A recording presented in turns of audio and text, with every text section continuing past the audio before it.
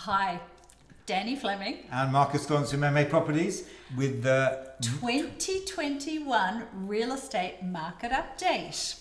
So, why do we do these? First off, welcome. We should say that.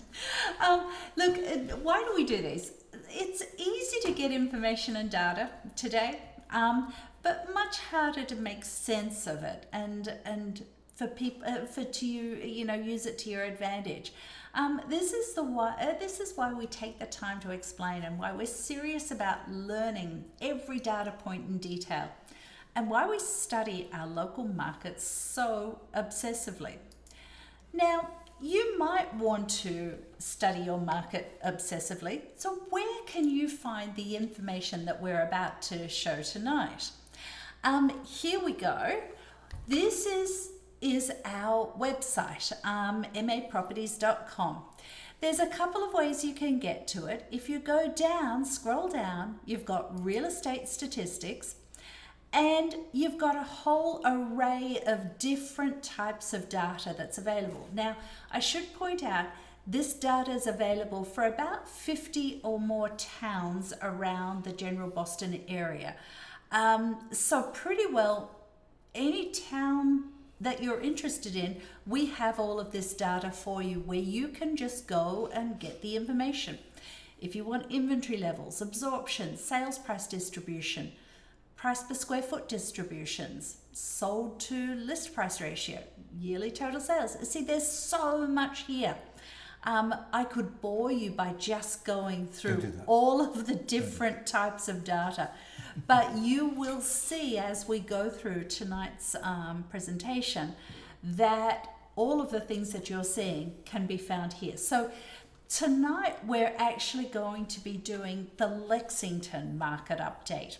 So all of the information you're going to be seeing is about Lexington, but you can get all of that information about any town going to this website here. So let's get going. Now that we've shown you that even if Lexington doesn't apply, and let's say you're interested in Malden, the sorts of things we talk about what's going on with the Lexington data, you can look at the Malden data and sort of say, oh, yeah, I get what they were talking about. That applies okay, that applies here too.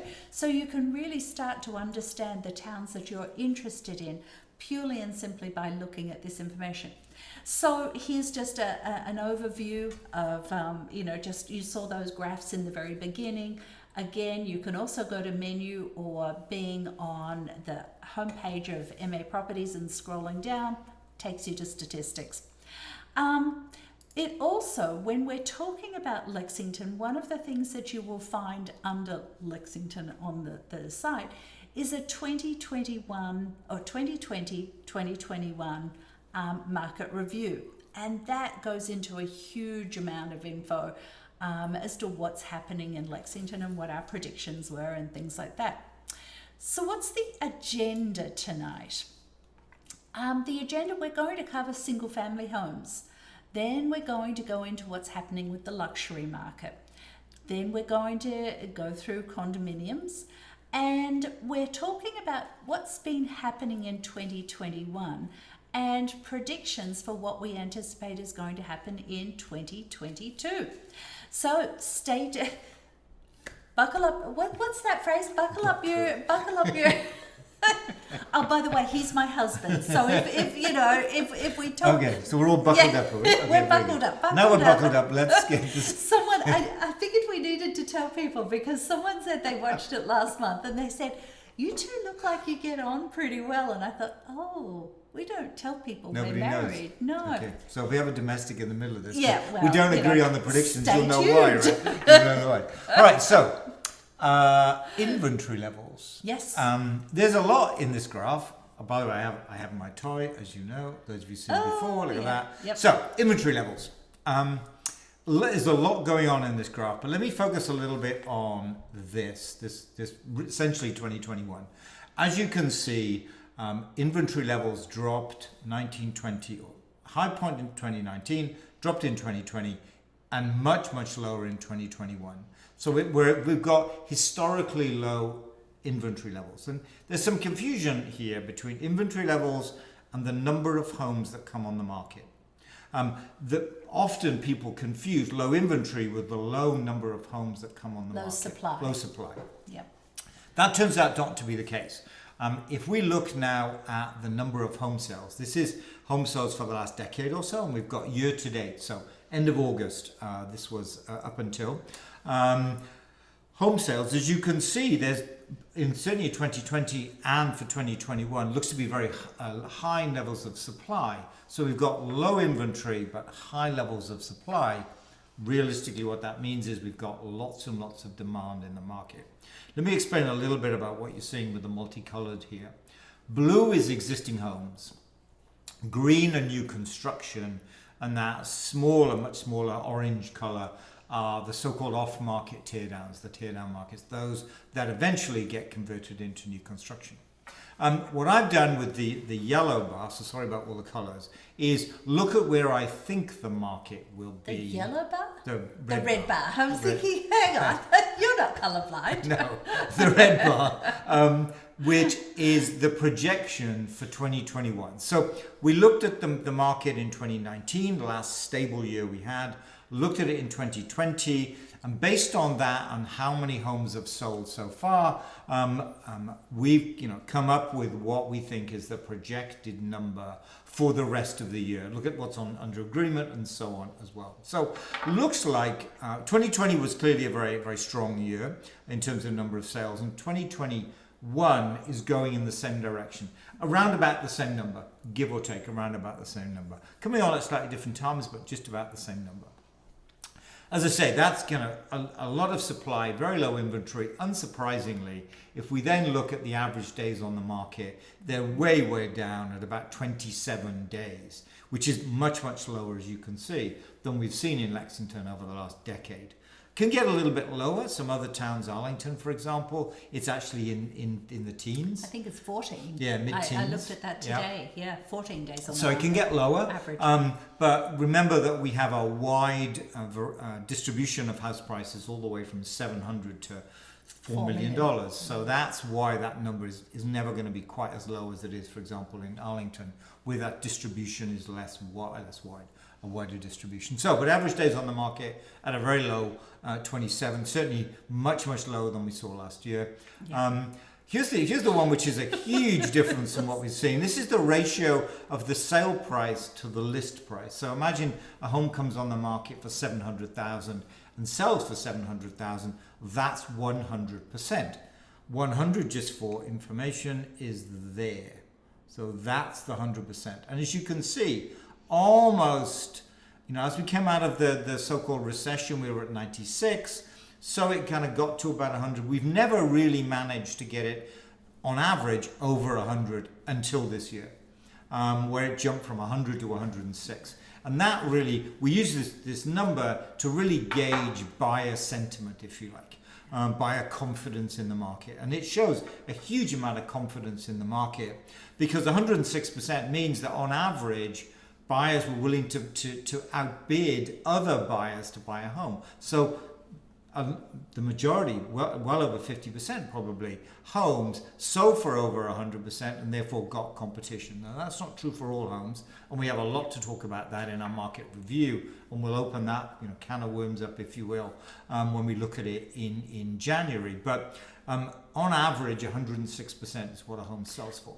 And we also talk about that, those types of things about not every home will sell for over asking price, and how to make sure your home is one of those homes that sells for over asking price in our Sellers Masterclass. Right. We have another one of those next Wednesday, starting at 6:30. So, it's very much, it's very important for sellers not to assume that their home will come on the market at whatever price they want and will sell for way over that. There's a whole series of things that are critical, 5 keys to maximize your sale price, and that we cover in the masterclass next Wednesday. Right, so don't go away with the impression that you can put your house on at any price, unprepared, just put it on the market, guess what, you'll get 106%.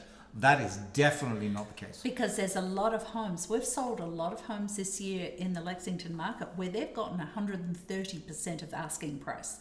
Now the average is 106. So for every home that we sell at 130% or 120% or 115%, 110%, there's a lot of homes that are selling for below the asking price too. So this is, it's important to factor in or to understand that not every home will sell for over asking price. Yep, absolutely. You can see this graph is very similar to what you just saw. The orange line is the sold price to list price ratio, or sell price to list price ratio. And as you can see here is the beginning of the year. Relatively flat, around about 100% last year, 2020, clearly an interesting year, should we say. But as soon as we get into 2021, so that ratio rises, and in some cases it's kind of month by month, it's topped 106, 107%, the average being 106. So we saw much lower levels of last year. This year it really has been a bumpy year. So given lots of supply, even more demand, ratio of 106%, it comes as no surprise to see that the average sale price has risen. I think it's fair to say dramatically. I don't like to use that word really, but I think it's fair to say it's dramatically higher than we've seen previously. Yeah.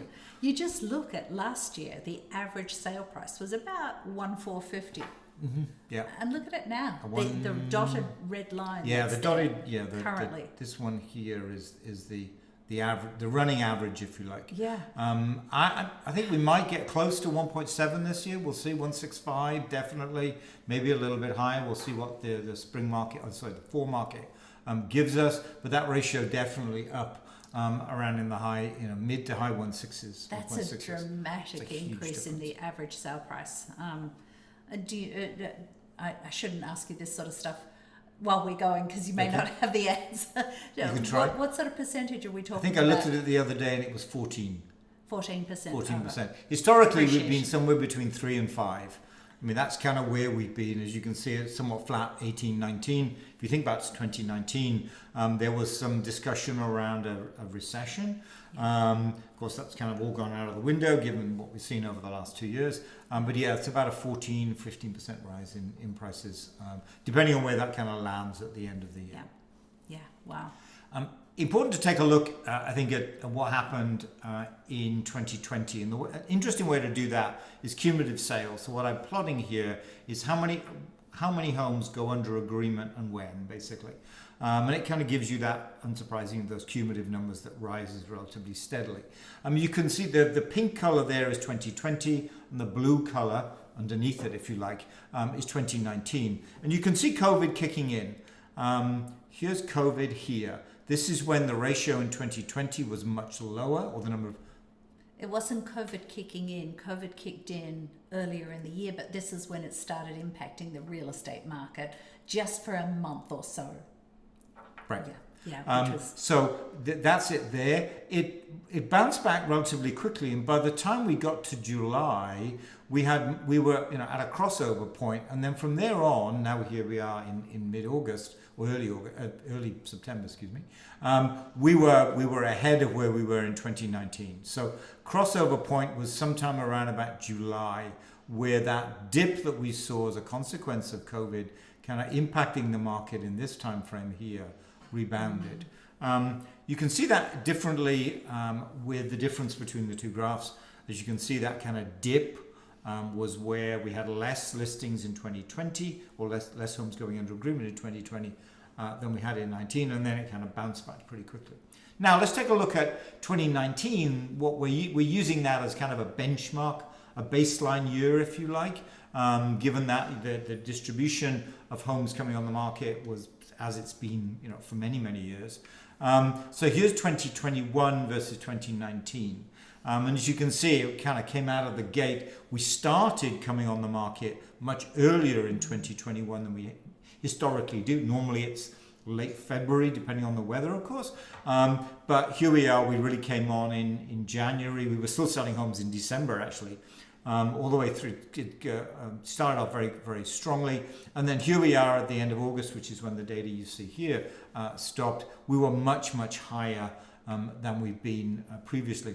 We've kind of stabilized at about 45 homes more this year than last year, and we use this information to that kind of stability. We seem to have kind of reached a kind of plateau with how many extra homes are coming on the market. We use that to factor into the projection as well. So yeah, we've seen on average, it looks like we'll see about 50 or so additional homes coming on in 2021 versus what we saw in 2019. But it's still not enough to sop up the huge buyer demand that's out there. There's a lot of buyers who, when you get 25 offers on a home, or when you get 16 offers on a home, and those same buyers are week after week losing out because there are so many offers on the home and people are paying way over the asking price to get the home, we do see some buyers easing back and sort of saying, I think we'll wait until next year. This year's a bit crazy. Whether they come back into the market in fall, that's one of the things that we're going to be predicting. We're telling them they should, by the way, just to give you a hint on that one. Don't sit back and wait for 2022. I don't think you're going to be upset if you do that. That's for sure. So that was single family. Let's take a quick look at luxury. Now, we define luxury as home sales over $2 million. It's an arbitrary number, but that's what we've used, for the last few years, just to get some measure of it. But what's really interesting, if we look at home sales, same graph as we saw previously for the whole market, this is just for the over 2 million. You can see that there's been a dramatic rise. Actually, since 2018, 2019 saw a rise, 2020 saw a rise, and again, we're predicting that we will see a rise into 2021 too. Even year to date's more than last year. Right, absolutely. Yep. And yeah, you can see that there. We've still got 4 months to go. Right, and so there's 71 homes. From memory, there were 71 homes, luxury homes that sold at the end of August.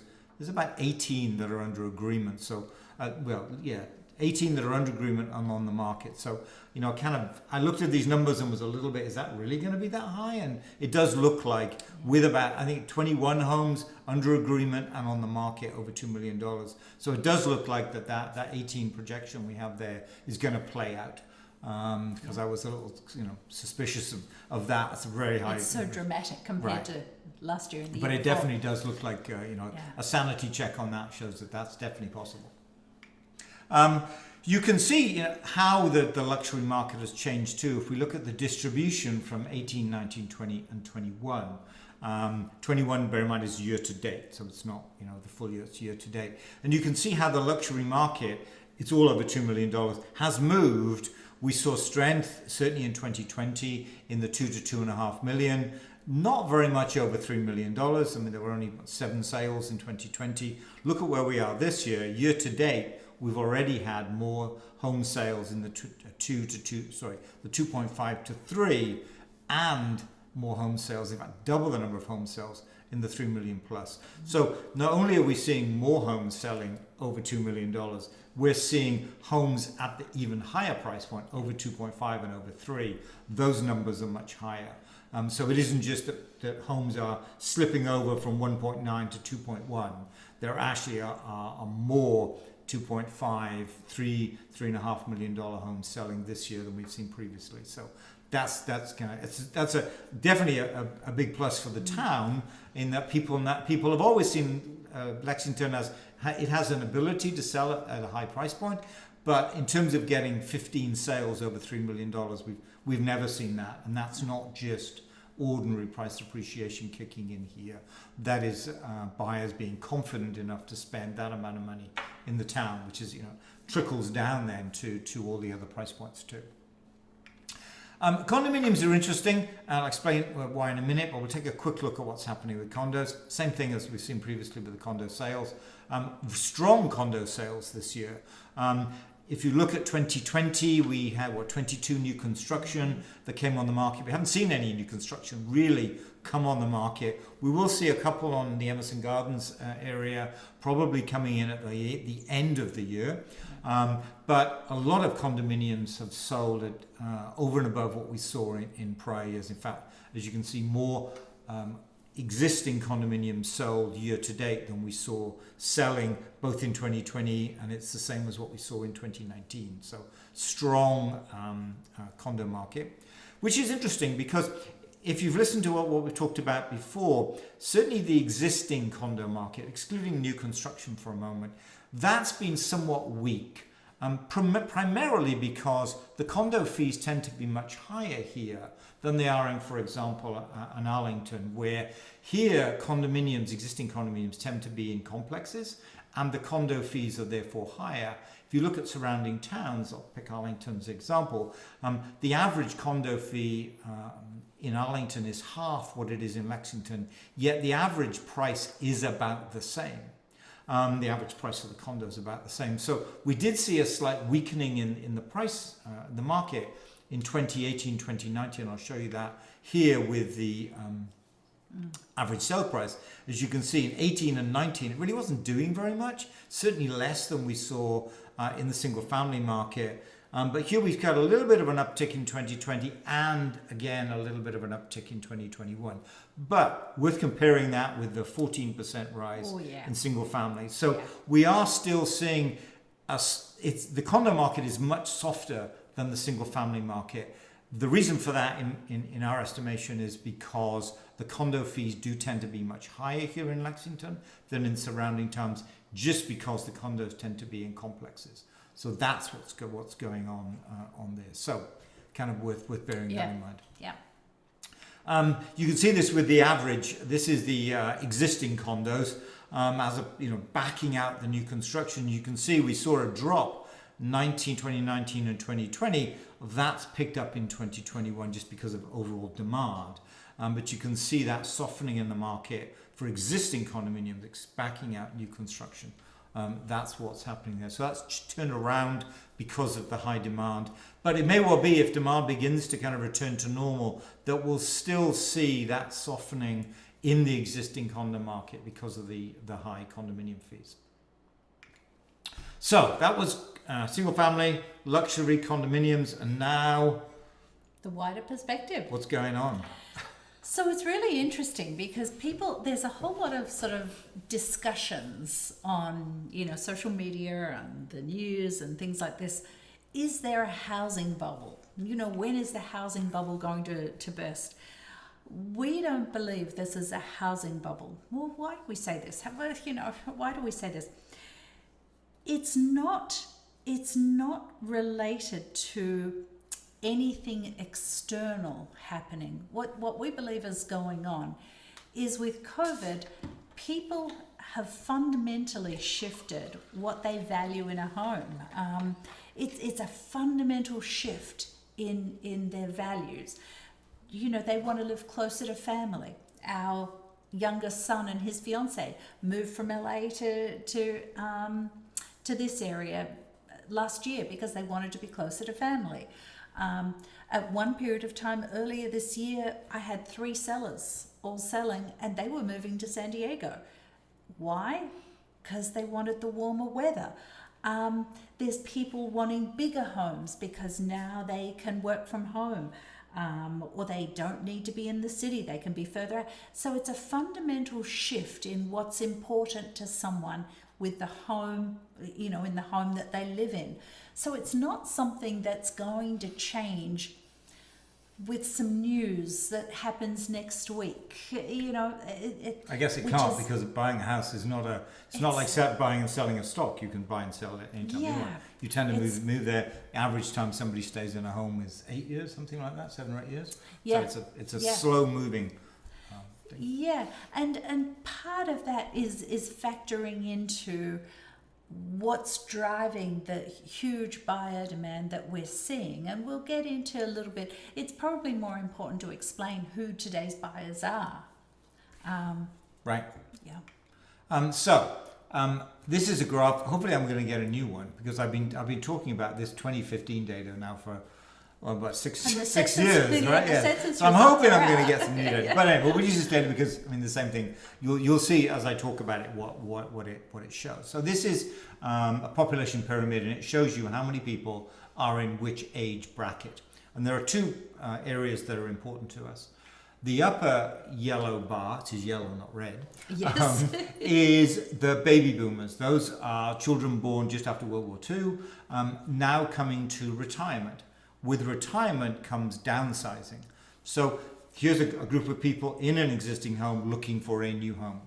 The lower yellow bar are the millennials, first-time home buyers. They're looking to move out of their rentals into those the entry-level homes, if you will. So here we have these two groups driving the market. Downsizers looking to move in many cases into a smaller home. First-time home buyers looking to move into their first home. This is the reason why, if I'll use Arlington again as an example, as it's the next town from us. It's a very, very strong real estate market because it sees itself as perfectly situated both for downsizes in Winchester, Lexington, Belmont, larger homes they'll move to in Arlington, not just Medford, Melrose, Watertown as well, because in general the homes are smaller there. First-time home buyers like those towns because they're close to Boston and the homes are smaller and therefore more affordable. But these two groups are really driving the real estate market at the moment. And this has been true for a number of years.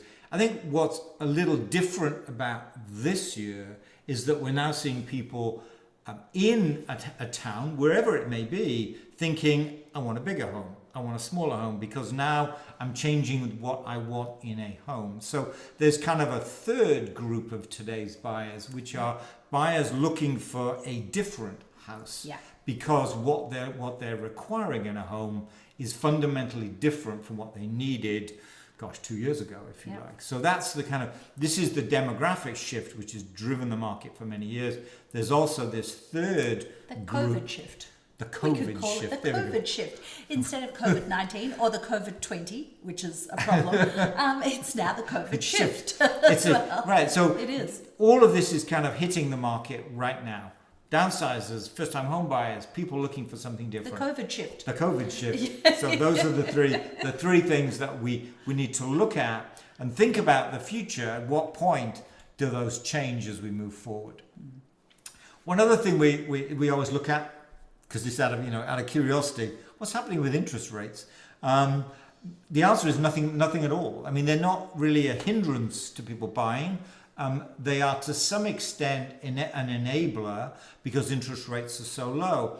But you saw the price increase we've seen in Lexington, for example. That's the hindrance. It's not really the mortgage rates which are a problem. Yeah. It's can I afford this home? Because it has gone up by 10 or 15% over the last 12 months. That's what's really, in some cases, is going to prove to be a damper on the market. Interest rates, they're historically low, very, very low in comparison to where they will materially impact the market. It's really those house prices that are actually going to get people to the point where I actually can't afford to buy the house. So that's kind of what's happening in the big picture, and what does that mean then for our predictions? Well, we've been talking about what's going to happen with the market for a while now, because we've got the data. We're busy agents. We know what's happening with the market. One of the things that we've been talking about recently is COVID has impacted the market dramatically for about the last 18 months. Let's talk about seasonality. Seasonality normally is quite rigid if you like. Mm-hmm. There are definite quiet times. There are definite very, very good times to sell. Definite there's a lull, everyone goes on vacation, that sort of stuff. We didn't have that happen last year. In 2020, seasonality didn't play at all. I mean, we still bought a home on the market the weekend before Thanksgiving. We never would have normally have bought a home on the market the weekend before Thanksgiving, but the buyers were still out there. And I mean, that home we had something like 17 or 18 offers on. So the buyers were out there and the sellers were responding to that. That's what we've seen from the beginning of this year as well. Still the seasonality really not playing into it as much. As we started getting vaccinated and more people getting vaccinated, we started believing that we were going to start edging into our normal seasonality again by about the end of the year, because when you think about it now, a large proportion of the population in Massachusetts are vaccinated. People are now starting to get a little bit more comfortable traveling. Sure, the Delta variant has put a little bit of a damper on that, but people are still fairly confident about traveling and things. The kids are all back in school, in person. Life's starting to get back to normal a little bit more. And what we've seen in August is something where we're starting to see that normal seasonality come into play a bit. Because normally August is dead. Not many homes come on the market. The buyers basically go away on vacation, things like this. Well, this year, we still saw a busy August. It wasn't as busy as last year, but it was a lot busier than our normal Augusts. But I don't know whether I explained that right. Last year, August was just a normal month. No, you did. You said that. Okay. Last year, it was a normal month. This year, it has eased from what it was last year. Still a little bit more than a normal August, but we are starting to see the impact of people going away on vacation and people, traveling and things, and people back. So we anticipate the remainder of this year is still going to be strong from the perspective of the market and buyer demand, but we'll probably be looking at next year getting more into our normal seasonality as things start getting a little bit more back to normal. Now, we are still really buoyant, enthusiastic, excited about the market, even to the point that we believe for the remainder of this year, it's still going to be really, really strong. And we'll talk about next year in a second. To the point that we have a personal investment property that our tenants moved out of the end of July. They actually wanted to stay longer, and we asked them, no, time to go, because we're bringing it on the market in a couple of weeks' time, because we want to capitalize on the market, the hugely strong market that we're seeing right now.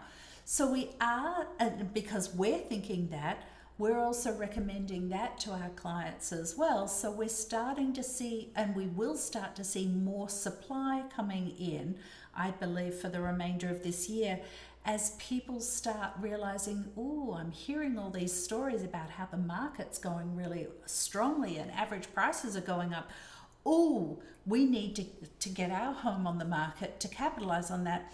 So we will see an increase in supply on what our normal fall market looks like, but I still don't believe there's going to be enough supply to mop up the excess demand that's out there, because there are, as we say, there's a lot of buyers who've pulled back because this market's exhausting. It's difficult to buy, but once they see more homes coming on, I believe they're going to jump back into the market. Now, when we talk about what's going to happen with next year, again, I think that seasonality is going to be becoming more important, because it's going to become more of an issue. It's going to become have more relevance to what it has in the last 2 years. One of the things that we're recommending to all of our clients is, yes, because a lot of folks are not ready to sell this year. No, I need to sell next year because my kids are going to finish high school in May. I can't sell now. I need to sell next year. So what we're talking to people about is something that we always recommend. The reason we're getting such high prices now and such huge buyer excitement with the market is because there's low inventory and huge buyer demand. We can recreate that in a normal seasonal market, because when you look at bringing a home on the market, for instance, the spring-summer market, it's split into a definite 3 different order of priority periods within that spring-summer market. The spring market starts basically when there's the winter, the risk of winter, the risk of snowstorms is starting to ease. That until about mid-April is the best time of the year typically that you will get the highest price for your home and the most energy around buyer activity. The second best period of time, I'm going down in the weeds here, aren't I? You are very much going in the weeds. I am going into the weeds. Because so we can help you. Let me stop going down into the weeds. I love this stuff. I'm letting my wife go, so I'm just saying. I would have done it in 3 minutes, but Danny can't do that. If you want an explanation, be going further down into the weeds about that. But where I'm going is you can time it. If you're not ready to sell this year, we can help you time it next year to get the same dynamic that we're experiencing this year. I believe, again, next year prices are going to appreciate. That's what all of the pundits are talking about as well. I don't think we're going to see the same level of appreciation that we're seeing now. This is one for the record books. This 2021 market is one for the record books. So do you have anything you would like to add on that without me going down into the weeds? So if I'm a seller and I'm trying to decide, I'm kind of ready to go on the market now, but I'm not really. Come on now. Sorry, keep going. Or should I get everything ready and come on in 2020, early 2022 is what you just said. You said that, now or early 2022, which would you recommend? So the sellers that I'm talking to right now, if we can get you on, and I even had this conversation with someone today, if we can get you on the market by about mid-October, let's come on the market now, as quickly as possible, sooner rather than later. I've got a couple of sellers that can't come on the market until late October, early November. So with them, I'm cautioning them that we will aim to come on the market this year, but we'll be watching the market eagle eyes. What is it doing on a weekly basis? And then make a decision as we get further on to the late October timeframe, early November timeframe. Does it make sense? Is the market still holding? And if it is, absolutely come on the market. If it's not, carry it until, carry the home until early next year. Now, when we talk about early next year, for instance, we started bringing homes on the market the second week in January this year because the buyers were out there. So let's get the homes on the market. So it's a case of monitoring the market on a weekly basis to see what's going on. See what happens in November, December, or at least late October, November, December. If you see it softening, be ready to come on the market mid-January onwards. And depending on when the buyers reappear, depending on what we get for snow this year, because it's been a rather strange summer, let's face it, then be ready to come on as soon as the buyers are back in the market. And what we're doing with that is we're actually out taking photos right now, exterior photos of homes right now that we know we're going to be bringing on the market early in the new year. So even if there's snow around, which is still fine to come on the market because the buyers are out, because remember the buyers hibernate over winter, and when the weather starts getting fine, we want to buy this year, we want to buy this year. Not many homes on the market, but the buyers are all out there. But if we bring a home on the market that's got green around it, green in the photos, and every other home that's coming on the market's got white snow all around it, and people are pretty sick of the snow by then. I'm sick of it already. We haven't even arrived, so that's all I can say. But it really makes the home pop and grabs their attention even more so. So if you're thinking about that, as I say, we had our photographer out even just today, and he was out yesterday taking photos, exterior photos, getting ready for homes coming on next year. Or even those same homes, if they're coming on late October, early November, mid-November, and the leaves are down, we still use those green photos then as well. So we're just getting prepared. And that's the whole thing, is to plan, have strategies associated with when to come on. So if you've if you need the time, and take your time to get yourself ready, because you don't need to sort of go into a mad scramble to do this. You've got to do it and keep your sanity as well.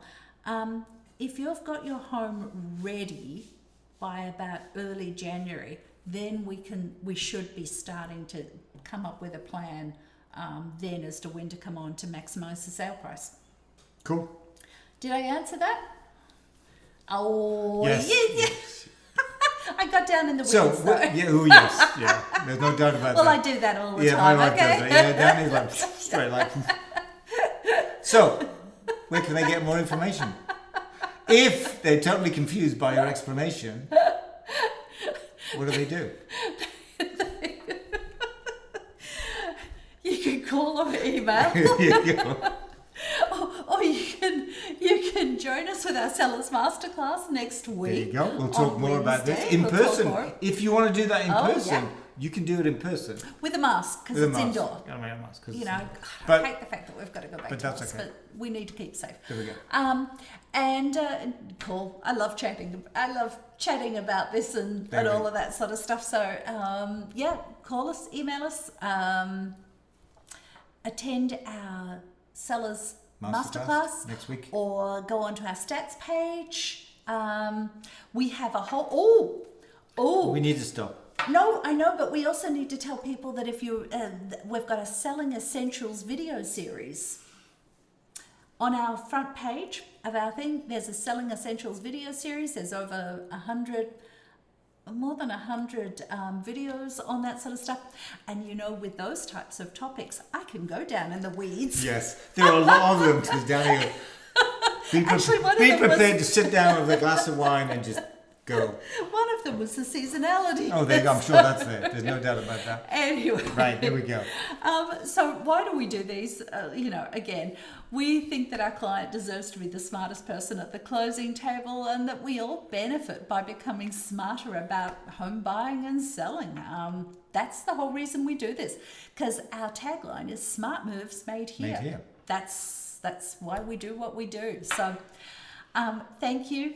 Appreciate you joining us. Sorry if I went down in the weeds, but hey, it's fun to talk about this stuff. All right, bye. Bye.